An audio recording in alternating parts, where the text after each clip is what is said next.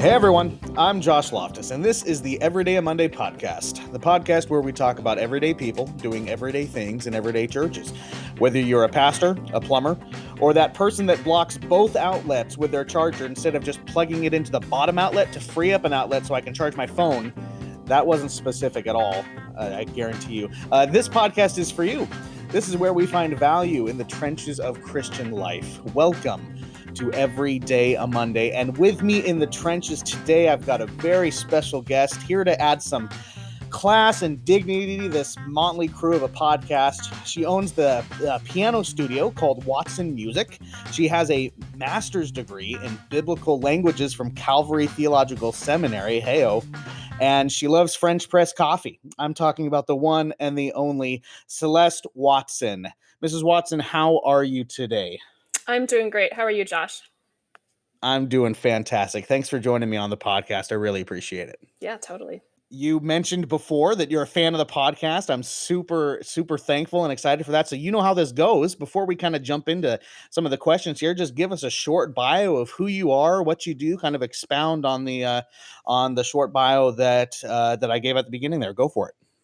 So my husband and I live in Winston-Salem, North Carolina. We're both originally Midwesterners. We migrated here about 4 years ago and have been loving it. I am a piano teacher. I own my own piano teaching business, and I work with the Lister Sync Institute, which is an organization that is devoted to spreading awareness about principles of good, efficient piano technique, hopefully to reduce the rate of injury among pianists.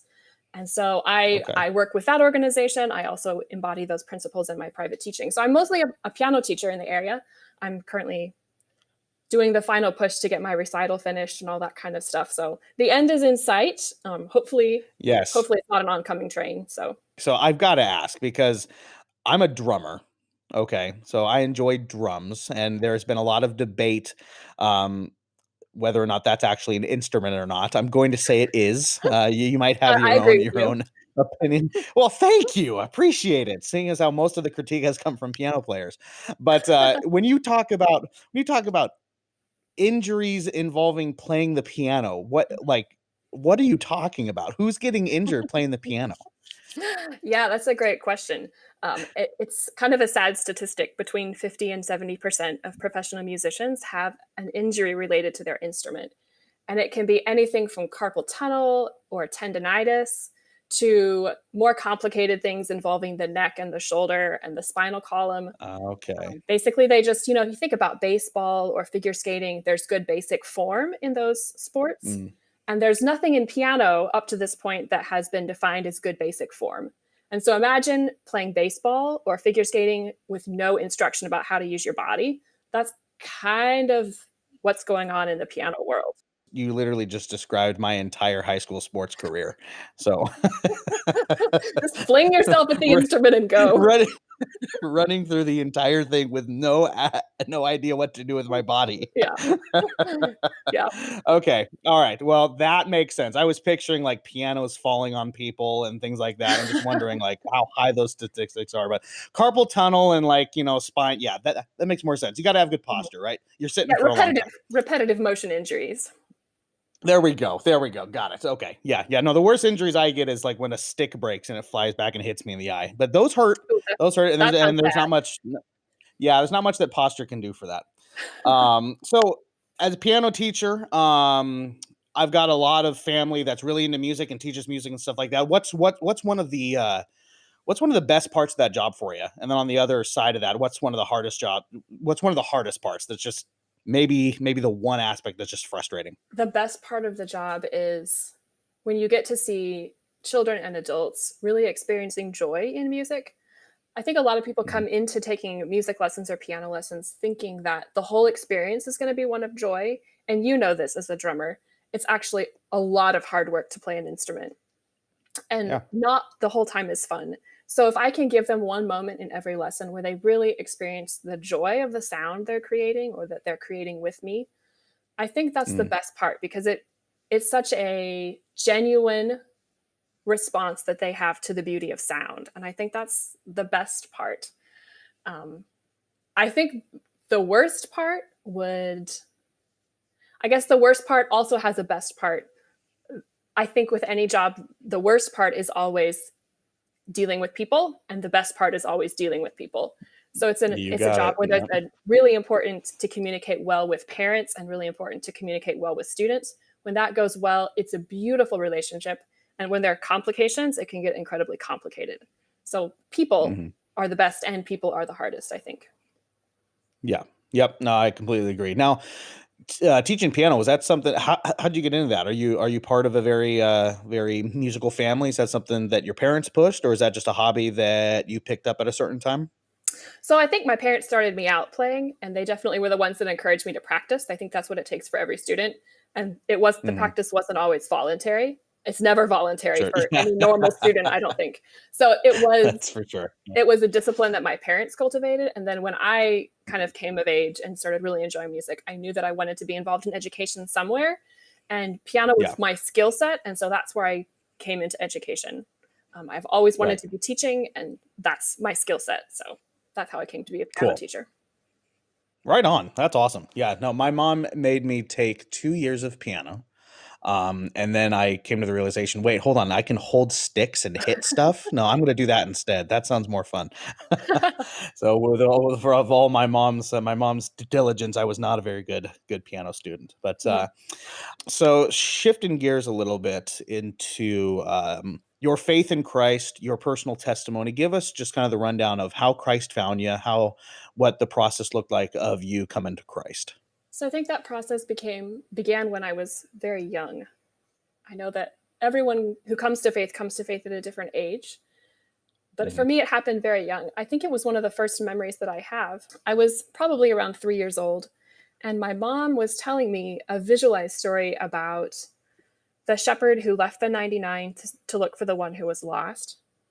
And Mhm. she told the story, and it had pictures that went along with it. And it was fairly accurate to the biblical text. It hadn't added a lot of stuff to the story to make it kid friendly. It was just basically the story. And at the end, Mm. she basically offered a gospel invitation. And I remember at that time understanding that I was a sinner and that there was nothing that I could do to save myself, that that had to be God that could forgive my sin, that that wasn't something I could do for myself. Right. And now I know that that wasn't something that I came up with in my own mind, that that was something Mhm. that God showed to me at that time. And I remember kneeling in front of our brilliant burnt orange velvet couch and and praying to ask the Lord to forgive me for my sins. And I was very young, so there's not a clear difference in my mind of what life was like before, because I don't think I really have any memories of what life was like before that point. Um, Mhm. but I do know after that that I think there was a desire in my heart to pray, and later on, I think the Lord has continued to give a desire to be in His Word and to be with His people. But I don't know Mhm. that it's something that I can look at clearly and say, this is what it was like before, this is what it was like afterwards. Because I was so Right. young, and also because my family loved the Lord. Like we had family devotions every single morning. We all gathered around the Yeah. table, and each of us had our personal devotions, but we did them as a group. Um, and Mhm. so there was all of these family structures that were in place to bring about good godly habits. And so as an adult, it's been like, how do I cultivate those habits on my own, not just Mm. kind of going with the flow in a context that's promoting those kinds of habits. Right. Right. Where do you go to church? And what's one aspect of your church that you really, really appreciate and value? So my husband and I attend it's called Emmanuel Church of Winston-Salem. It's a newer church plant in the area. It's the daughter church of a Reformed Southern Baptist church, maybe it's the Reformed Baptist Church, about 2 hours away. So technically, we are Okay. associated with the Southern Baptist Convention, but we're very much Reformed Baptist, and the church is Reformed Baptist in theology. All right. Right on. Yeah, we've been going there for a while now, and I think the thing that we have appreciated the most has been the loving leadership and the care that the leadership has given, that we see continually them giving to the sheep and also to us. And that care really being deeply rooted in their love of God, and that overflowing into a genuine love of people and a genuine spirit of Mhm. humility when they interact with people. And we have just Okay. so appreciated the attitude of the leaders and their love for the Lord and love for the church and love for the word. Right. Yeah, yeah, that's fantastic. And especially coming into a more reformed theology as well. It's always a comfort because we sadly we often see so often that those that are in the reformed camp, or what you and I would classify as the reformed camp, uh, humility is not something that is often used as a word to describe reformed people, Unfortunately, that's which is sad, unfortunately. Yeah, and I think that I think we are moving away from that, thankfully, true. slowly. But it is always so encouraging for me to hear, people like yourself talking about their leadership, and some of the first things that comes out of their mouth is humility, Mhm. service, loving care. Like that's when I hear that, that is perhaps the most encouraging thing for me to hear, because you can have all the right theology, right? You can be preaching, fire sermons every Sunday, Mhm. but if the love isn't there, right? We know that from Romans 8, we're Yeah, a noisy gong and a clanging cymbal, right? We have all the knowledge, but don't have love and humility, we're useless, right? It's yeah, just it's so encouraging for me to hear that. yeah. Um, so now when you say you're Reformed Baptist, there's a spectrum of Reformed Baptists. So are you like Reformed Baptist in that, yeah, that's what we believe, or are you full like 1689 cigars and tattoos and bourbon Reformed Baptist? Like where are you on this spectrum? Um, I more towards the 1689. I All actually right. wouldn't mind trying a cigar. I don't know if I should put that on the podcast or not. I've never tried it, but it looks so cool when other people do it. Well, yeah, you know what? Yeah, that's right. It always looks so cool. Well, Spurgeon, right? You I got know. Spurgeon there. He is a Reformed Baptist. He's the guy that started it. He's my guy. He's my favorite. Yeah, Yep, doesn't that's right. Monergism have a T-shirt about Spurgeon and the cigar? Oh yeah. Well, there's so many there's the missional wear. I don't know if Oh, you've yes, seen them. missional wear. That's what I was Mis- thinking, not Missional wear. Monergism. That's Yeah, even yeah, yeah, beyond yeah. 1689. Yeah, it is. Yeah, monergism. Yeah, yeah, that's right. That's right. It's a spectrum. Remember, it's a spectrum. Yes, Yeah. the spectrum. That's right. That's funny. That's funny. So, let's see. What are some of the primary ways that you specifically are involved at your church there? That's a great question. I'm gonna back up in that and tell you about a Mhm. conversation that we had with our pastor when we joined the church, because my Yeah. husband comes from a church family. His dad has been a pastor for, I think, almost 30 years. And we both have grown up in the church and have done all sorts of things in the church. And we've often found that we have become so busy in activity that somehow we were not truly prioritizing quieting our minds and hearts to worship God.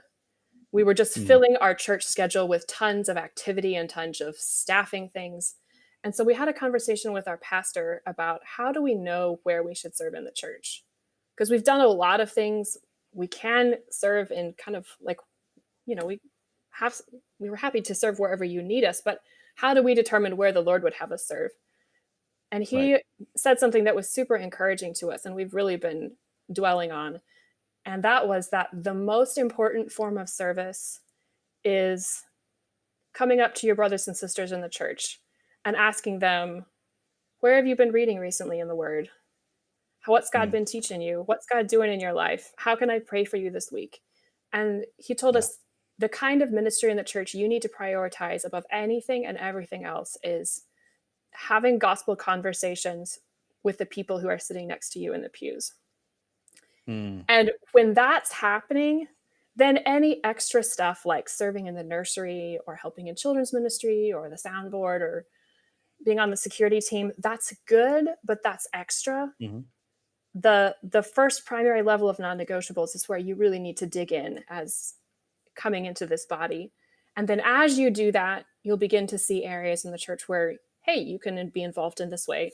This summer, I'm going to be involved in some children's ministry stuff and things like that. But he really encouraged us to think about church ministry not in terms of the staffing positions that we would fill, but in terms of the depth of relationship that we would cultivate with the people in the pews next to us and the intentionality of making those conversations distinctively Christian in nature, not just having a great Yeah. fellowship about whatever secular thing. That mentality of having Because what I'm hearing is your pastor is saying, look, you can be doing all these different stuff, right? But if it's not gospel centered, if Christ isn't the center, if the spiritual care of your brothers and sisters isn't the reason you're doing this, then it's just going to be busy work. Yeah. Right. Because there's absolutely nothing wrong with serving in children's ministry and nursery and all those. Yeah, those We are need good that. things. That is, Those are good those are things. fantastic things. But the reason you're doing it, that is what's important, right? The reasoning that you're serving in any aspect, whatever it is, that is what is vital, and it's the it's the motivation for why am I getting plugged in. And your pastor's absolutely right.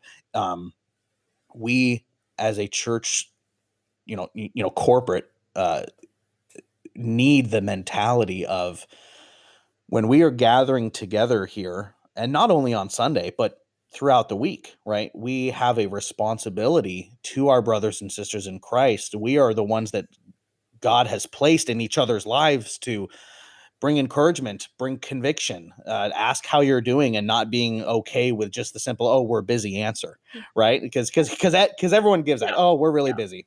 We all know what that means. That means something's going on. Yeah, your pastor's 100% correct. That's very encouraging to hear that kind of mentality is being fostered there at the church, because that makes any aspect of ministry that you're serving in so much deeper.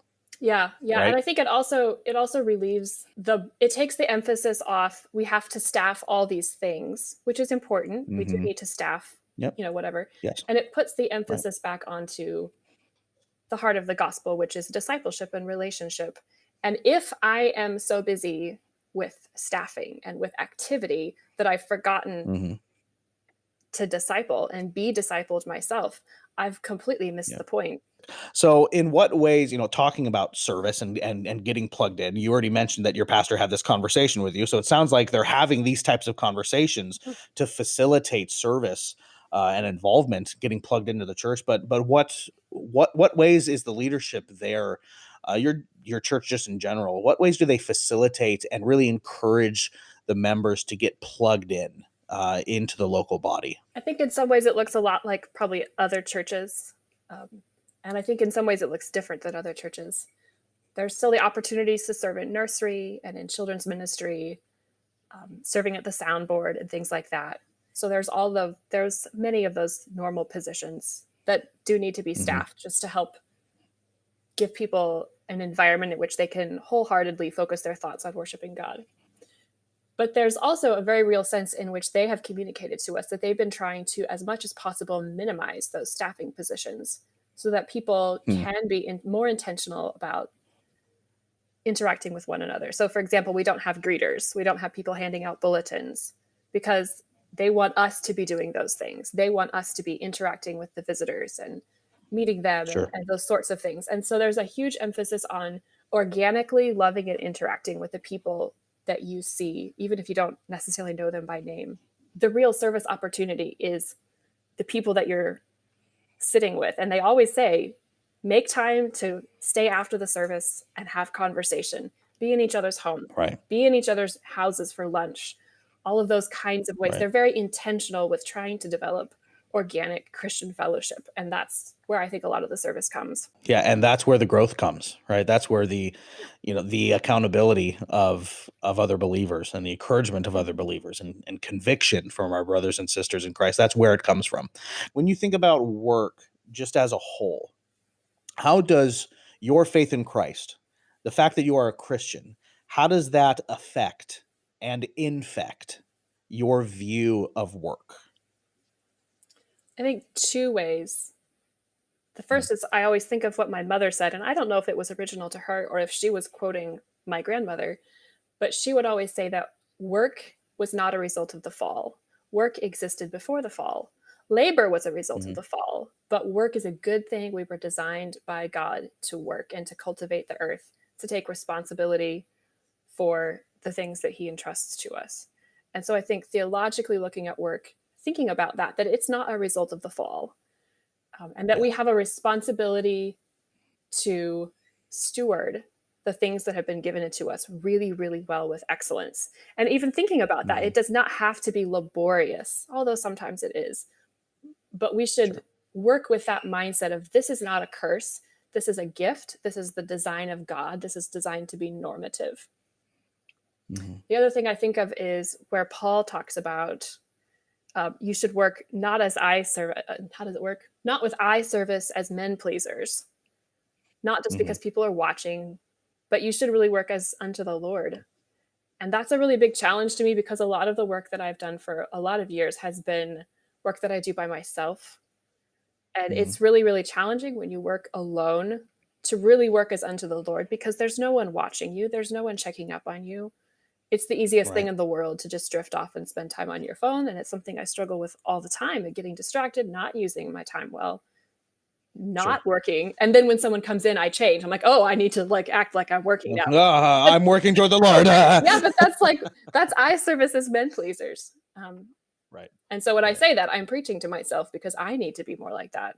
I think we need to retrain and reshape our minds into what it actually looks like to be bringing God glory in literally everything that we do, because we do some pretty monotonous stuff Yeah. that doesn't really have any type Yes. of bearing on life whatsoever. Right. I will make a comment here. I hope this doesn't sound sexist, but I do know that No, go for it. generally as females, we are the ones who tend to be more responsible for the house. Not always. And my husband is Yeah, awesome sure. about pitching in and helping. But generally, if Yeah. I'm going to be general. And I think Yep. that we see that so often in our work. It tends to be so repetitive. I fill the dishwasher every single stinking morning with the same stinking dishes. And I take them out Yeah. the next day. And it's the same thing over and over again. And sometimes you just want something that will be done and stay done. And nothing in homekeeping is done and stays done. You do the same thing Right. today that you did yesterday. And you know that in 25 years, if you are still in a house, you'll be doing the same things all over again. It can be Yeah. really discouraging, Yeah. but that's okay because we just need to give God glory in that. Well, we do, and I think maintaining that, again, that kind of reframing of our minds, that every single time you load that dishwasher, right, or every single time you sweep the floor, or it's another load of laundry, is an opportunity Mhm. for you to thank the Lord that He's given you the motor skills, that He's given you the ability to have dishes that we can eat food off of that are clean, that all of the blessings of being under a wonderful house with a roof that keeps us dry, and Mhm. I again, I'm preaching to myself here because I do not do that at all. I Mm. very rarely thank God for the small things because in my mind, I see them as insignificant. Right? It's Yeah. like, well, of course I Mhm. have a house. Why wouldn't I? It's like, no, Yeah. You have a house.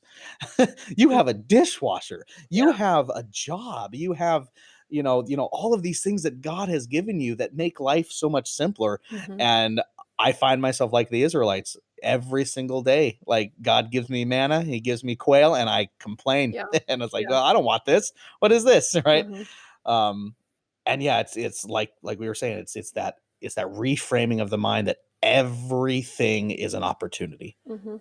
Every piece of service is an opportunity. Every monotonous little detail of life is an opportunity for us to gospelize it, right? Yeah. Reframe it, twist it around, and realize this is from God. This is a gospel centered moment for me, right? And I'm horrible at that. I'm so bad at that. I really am. That's such an important challenge, though, to think about that because you hear that a lot, but to really sit down and think about, okay, it actually is an act of worship to do each of these Mhm. things and to think really intentionally about that. That's a wonderful challenge.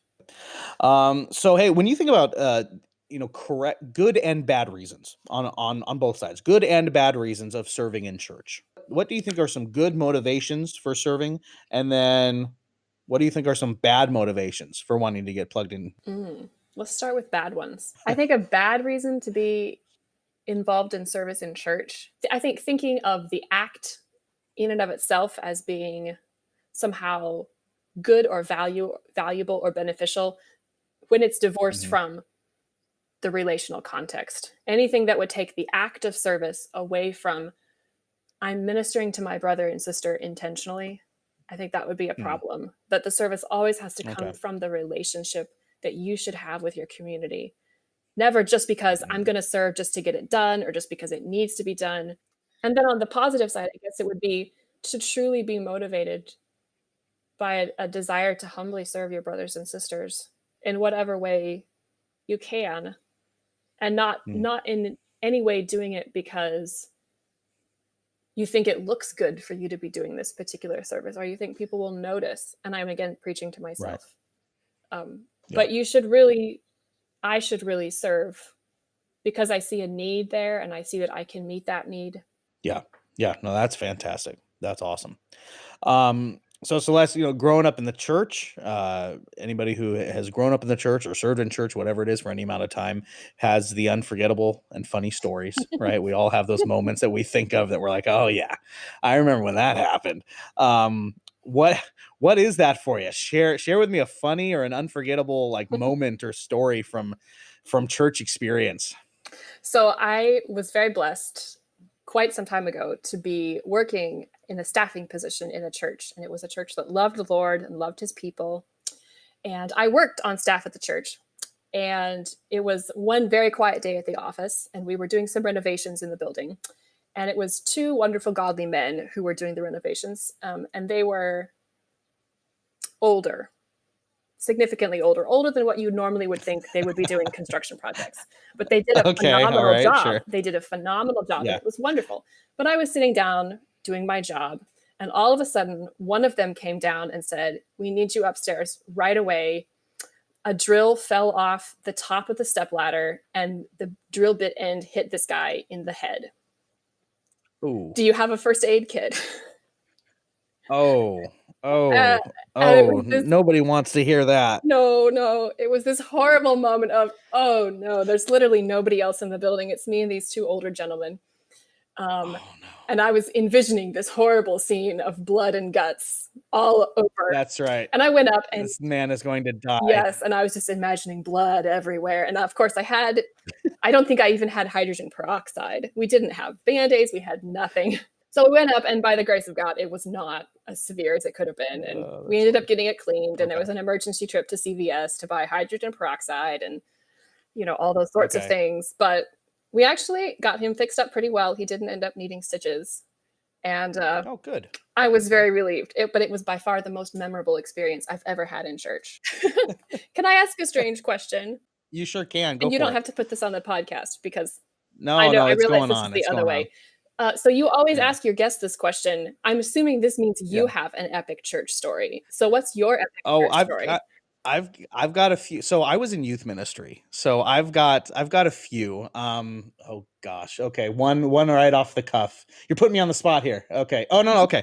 So I was running an all-nighter for when I was back as youth pastor, running an all-nighter, which is just an awesome idea in and of itself, right? And I Yes. had this awesome idea that and this will just show you just my mentality of ministry back then is I had this awesome idea that we should play dodgeball mixed with kind of a tag element, but it would be really, really fun if it was in the dark. Right. So we're doing this. It's going fine. The music is cranking, right? And these dodgeballs are flying all over the place. And then I have this kid come up to me. He was an 8th grader. He's holding his mouth. I'm like, oh, okay, he got bonked in the mouth, right? And I'm like, okay, what's up, buddy? And he comes up to me, and he's holding in his hand a tooth. He had gotten hit in the mouth with, I don't know what, a dodgeball or an elbow, I don't know what. And I asked him, was that a baby tooth? And he looks at me wide-eyed and he goes, I don't know. I'm like, oh no. Oh gosh. So I ran him into the bathroom. We washed it out, put some ice on it. And then he comes out 5 minutes later. He's like, okay, can I go back in? And I'm like, sure, go ahead. So I sent him back in there. And honestly, to this day, I think it was a baby tooth because I've seen pictures of him recently and he has a full head of teeth. So that's one story. I was an idiot, but yeah, He was a trooper. Like, he came out, lost a tooth, and within 5 minutes, he was back in there throwing dodgeballs. I was actually quite impressed. That's impressive. Yep. Any youth pastors that are out there right now, like, please just learn from my idiocity. Don't do dodgeball in the dark. Like, do either like hide and seek in the dark. Well, no, don't do that either. Honestly, youth group games are dumb. I'm sorry. Yeah, I'm a jaded old man now. Like, youth group games are dumb. Yeah, I think any group game collectively is bordering on that. Yeah, it's true. It's true. Any type of group activity, especially at work. Like, if you have that weird manager who's like, all right, group, team building time, and like get in a circle and like chant something. I'm just like, just kill me. Please kill me now. Like, put a drill bit through my head. Like, is there any drill bits around here? Come on. All right. Well, Celeste, we have come to close to the end of the podcast. We've got Monday hot takes next. But before that, we have our announcement. As our listeners have hopefully know, we have been running a giveaway for the past 2 weeks. We are giving away church membership by Jonathan Lehman. It's one of the 9 Marks books, and we have a winner. And we have compiled all of the names from all of our social media sites and pulled a name out. And the winner of the book, our first giveaway, is Hannah Stockton. So, Hannah, if you are listening to this, which you entered the giveaway, so I hope you are, Hannah Stockton, send me your shipping address either in a private message on Facebook or Instagram, whatever you want. You can send us an email. Send me that info, and I will ship the book out to you as quickly as possible. No charge to you, and you'll be receiving that book in the mail. So, Hannah Stockton, congratulations. Well done. For those of you who did not win, I'm sorry. That's just how it goes. But this is our first of many, many, many giveaways. We'll be starting a new one here very, very soon. I think we're just going to kind of keep it a regular thing. Always have a giveaway going. All right, Celeste, here we go. Monday hot takes. This is when I ask you a bunch of random questions and you give me the first thing that pops into your head. You ready for these? Okay. All right, let's do it. Starting off, you're a music gal. So, favorite band or / musical artist? Classical or non-classical? I'm tempted to say both, but I'm pretty sure the majority of my listeners aren't going to know classical. So let's go non-classical on this one. Oh, okay. Non-classical. I really like Indelible Grace, kind of that folksy style. Oh, yeah. It's been a while since I listened to them, but they're probably my favorite. Let's see, coffee or tea? Coffee, but only if it's my husband's coffee. What is something about current Christian culture that's annoying to you? Oh. And being part of the Southern Baptist Convention, I'm sure you have a lot to be annoyed about. I think all of the worship music from the early 2000s. Can I just say all of that? Yeah. Everything that I grew up like Shout to the North, singing all this stuff in youth group, and it was just so horrible. Yeah. And I'm just so thankful that we aren't singing that stuff anymore. I went to a church. Where was I visiting? And they were singing Days of Elijah. Oh my! Remember that one? Yes, These are the days of Elijah. I actually kind of liked that song when I was in college. I know. Well, I saw myself singing. I'm like, what does this even mean? I don't know what's going on. Yeah, it was so wonderfully liberating because we didn't grow up with anything with a backbeat or anything with drums. So I went to college and heard Days of Elijah, and I was like, I just want to dance. That's right. That's right. Yes. Yeah. All the dispensationals love Days of Elijah. We are in the days of Elijah. This is now. It's happening now. I feel like, never mind about that.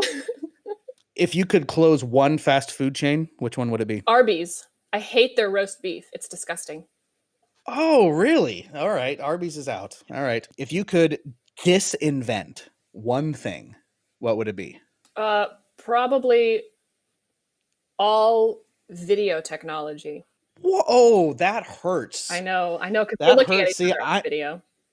Well, we are, and I'm a videographer. That's why. So that's that hurts. You're stabbing me in the heart. You're stabbing me in my lenses. That hurts. Let's see. Okay. If you could. Okay. We're going deep on this one. Okay. If you had to lose one of your 5 senses, which one would it be? Probably feeling. Whoa, yeah, really? Probably, yeah. Okay. Is there an app on your phone that you hate but you use anyway? No, but there are ones that I hate that I wish weren't on my phone. All that stuff that comes stock from Android. Anything that won't conform to like my widget, meta narrative. If it doesn't fit, I just wish it was gone, but I can't uninstall it. Your meta narrative. I love it. Own meta narrative. What's your go-to karaoke song? Oh, I need a go-to karaoke song. Do you have a recommendation? Oh boy, let's see. Okay, you're into theology Or music theater, if that gives you some. When were you born? 89. 89. Okay, so you can be classified as 80s. Yeah. That's good. That helps. All right. Carry On Wayward Son by Kansas. Oh, somebody told me about Kansas one time. I'll have to listen to it. Yep. It's very interesting because they were one of those bands that were like, they had Christian members. So a lot of their songs are like very like philosophically, theologically influenced, which is very strange. That song that I mentioned to you is very Prodigal Son-esque. Like Okay. you read it and they weren't Christian. They weren't a Christian band, which, you know, controversial statement is probably why they were good. Yes. Okay. Yes, I agree with you. In all honesty, but yeah, Carry On Wayward Son, go listen to it by Kansas. Good stuff. It's rocking. Yeah. I mean, you know, it's rocking, but I think you would like it. Yeah. Awesome. I'll do that. All right. Well, Celeste, it has been a joy, a privilege, and an honor having you on. It's been so much fun. Thank you for joining us on the podcast today. Really, really appreciate it. Yeah, thanks for having me. It's been a ton of fun. Right on. Well, hey, everyone, you can head on over to iTunes and leave a raving review and a 5-star rating. That really helps us out. That gets the podcast in front of a lot more faces, a lot more ears, whatever. I did this last time. I don't know what I'm saying. It gets it in front of people. Go do it. That'd be great. You can subscribe on iTunes, Google Music, YouTube, Spotify, Stitcher, wherever you find your podcasts. We are there. Head on over to facebook.com/everydayamondaypodcast and Instagram at everydayamondaypod. And congratulations again to Hannah Stockton. Send me your info. You'll be getting the book in the mail. And be on the lookout, guys, for more giveaways coming up really, really soon. Thank you all for joining us in the trenches today. We will catch you on the next ep of Every Day a Monday.